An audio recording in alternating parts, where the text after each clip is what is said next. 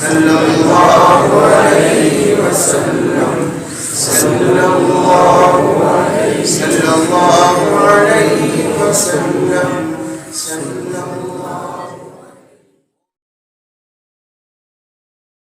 اما بعد اعوذ باللہ من الشیطان الرجیم بسم اللہ الرحمن الرحیم لتؤمنوا باللہ ورسولہ وتعزروہ وتعقروہ صدق اللہ العظیم.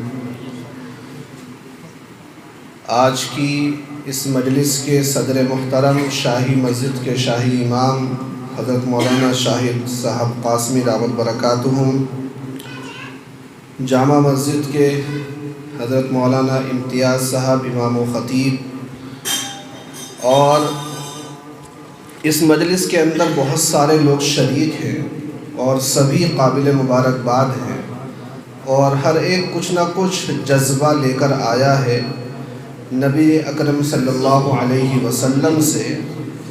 لیکن کچھ حضرات ایسے ہیں کہ جن کو دیکھ کر ان کی محبت کے اوپر ہی رشک آتا ہے. میں دیکھ رہا ہوں ہم سب کے بڑے حافظ یونس صاحب کو، اتنی عمر ہونے کے باوجود لیکن شروع اجلاس سے اب تک جو ہے وہ شریک ہیں. آسان نہیں ہوتا 80-85 سال کی عمر کے اندر اتنی دیر رات تک جاگنا اور اس طرح جو ہے بیٹھے رہنا. یہ واقعی ان کی محبت کی بات ہے. اللہ تعالیٰ اس کو قبول فرمائے اور ان کو مزید اللہ تعالیٰ صحت و تندرستی عطا فرمائے. یہ آج کی جو مجلس منعقد کی گئی ہے نبی اکرم صلی اللہ علیہ وسلم کی نعت کے لیے منعقد کی گئی ہے، اور اس کا ایک مقصد ہے، اور وہ مقصد میں بعد میں بتاؤں گا. اس سے پہلے ہم لوگ یہ بات ذہن میں رکھیں کہ اللہ تبارک و تعالی نے اپنے محبوب کی نعت کا خود حکم دیا ہے. ان اللہ وملائکتہ یصلون علی النبی یا ایھا الذین آمنوا صلوا علیہ وسلموا تسلیما. صلو علیہ وسلموا تسلیما، اس کی نسبت، صلاۃ کی نسبت اگر انسان کی طرف کی جاتی ہے تو اس کا ایک معنی آتا ہے حمد و ثنا. یعنی انسانوں کے اوپر، سارے ایمان والوں کے اوپر واجب ہے، فرض ہے کہ وہ اپنے نبی حضرت محمد صلی اللہ علیہ وسلم کی تعریف کریں. تو یہ ہم سب کے لیے بہت خوشی کی بات ہے کہ اللہ تبارک و تعالی نے ہمیں یہ موقع عنایت فرمایا کہ ہم اپنی زبان کے ذریعے، اپنے قلم کے ذریعے یا اپنی قوت سماعت کے ذریعے وَرَفَعْنَا لَكَ ذِكْرَكَ کے خدمت گزاروں میں شامل ہو جائیں. انسان کو کوشش یہی کرنی چاہیے. یہی آج کی اس مجلس کا مقصد ہے کہ ہم جب یہاں سے اٹھ کر جائیں تو ہمارے دل کے اندر یہ جذبہ پیدا ہو جائے کہ میں بھی کچھ نہ کچھ اپنے نبی کی تعریف کروں گا اور ان کی شان میں اشعار لکھنے کی کوشش کروں گا. لکھ نہ سکوں تو کم سے کم پڑھنے کی کوشش کروں گا، کیونکہ یہ بھی ایک مستقل عبادت ہے. نبی اکرم صلی اللہ علیہ وسلم کو ایسا نہیں کہ آپ اشعار نہیں سنتے تھے، آپ اشعار سنتے تھے. کتابوں میں بہت سے ایسے واقعات ملتے ہیں کہ جس میں آپ نے صحابہ کرام سے سفر کے دوران اور کبھی بغیر سفر کے بھی یہ حکم دیا کہ مجھے اشعار سناؤ. ایک مرتبہ تو امیہ ابن سلط ایک بڑا شاعر گزرا ہے عرب کے اندر، تو حضرت شرید رضی اللہ یا حضرت شدید رضی اللہ تعالی عنہ کو حکم دیا کہ اگر تمہیں اس شاعر کے اشعار یاد ہیں تو ذرا ان کے اشعار سناؤ. تو انہوں نے اشعار سنائے. آپ نے کہا کہ اور سناؤ. آپ اشعار سنتے رہے اور سننے کے بعد آپ نے کہا کہ یہ شاعر تو بڑا اسلام کے قریب تھا. یعنی بہت زیادہ اس کے اندر وہ عادتیں تھیں جو اس کو مسلمان ہونے کی طرف قریب لا رہی تھیں. تو اللہ کے نبی صلی اللہ علیہ وسلم اشعار بھی سنتے تھے، صحابہ کرام اشعار پڑھتے تھے اور ان کو سنتے تھے، سناتے تھے.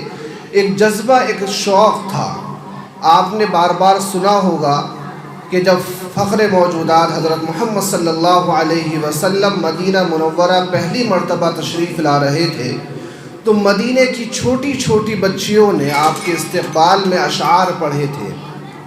طلع البدر علینا من ثنیات الوداع وجب الشکر علینا ما دعا للہ داع، کہ ہمارے لیے چاند نکل آیا ہے اور جب تک اللہ کی ذات باقی ہے ہم پر شکر کرنا واجب ہے. یہ اشعار ان بچیوں نے پڑھے اور رسول اللہ صلی اللہ علیہ وسلم نے اس پر کوئی نکیر نہیں فرمائی، بلکہ بعض دفعہ آپ نے خوشی کا بھی اظہار فرمایا. تو یہ سنت رسول سے بھی ثابت ہے. قرآن کا بھی حکم ہے کہ نعت نبی کو ہم اپنے سینوں سے لگائیں. نبی کی محبت جو ہر ایک مسلمان کے اندر ہے. 1-2 منٹ کا واقعہ سنا کر بات کو ختم کرتا ہوں. دنیا کے اندر جتنے مسلمان ہیں، چاہے وہ کتنا ہی بڑا دیندار ہو یا کتنا ہی بڑا فاسق ہو، عاصی ہو، شرابی ہو، کسی بھی گناہ کے اندر مبتلا ہو، اس کے دل میں نبی کی محبت ضرور ہوتی ہے، اور اس کے بغیر انسان مسلمان باقی نہیں رہ سکتا. امام ابن تیمیہ رحمۃ اللہ علیہ تو یہاں تک لکھا ہے کہ اگر اسلام سے نبی کی محبت کو، نبی کی عظمت کو، نبی کی توقیر کو نکال دیا جائے تو اسلام باقی نہیں رہ سکتا. ایک شاعر گزرے ہیں بہت بڑے، اختر شیرانی، بہت بڑے شاعر تھے اور اپنی خودی کے اندر اتنا مبتلا رہتے تھے کہ اپنے زمانے کے، اپنے سے پہلے کسی شاعر کو خاطر میں نہیں لاتے تھے.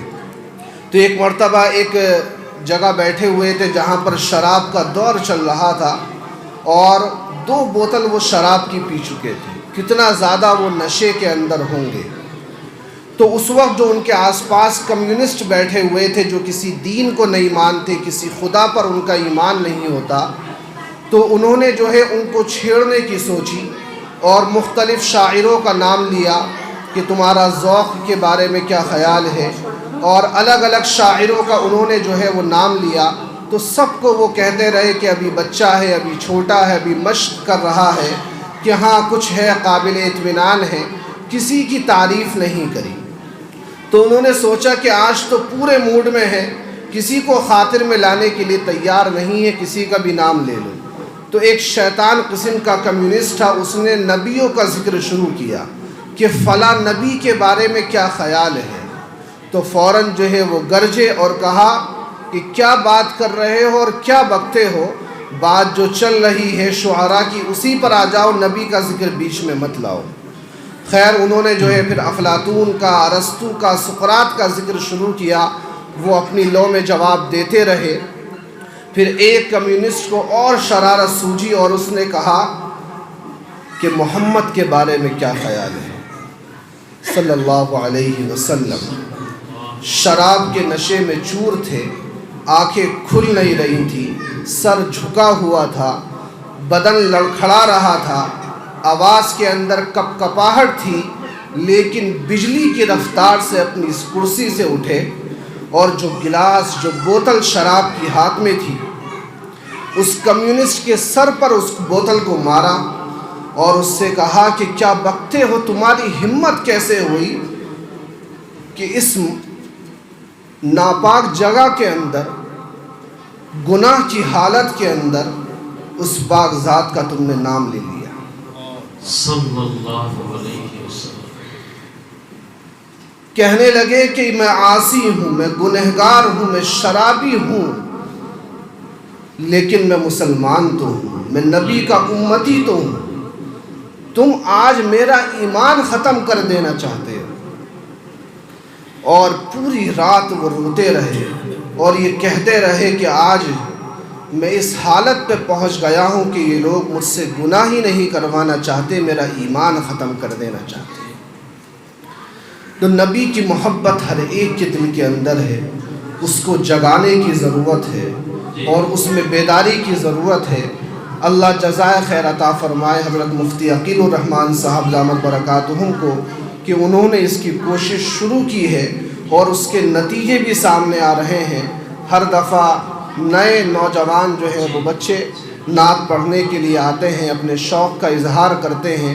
اللہ تبارک و تعالی سب کی کوششوں کو قبول فرمائے، آمین۔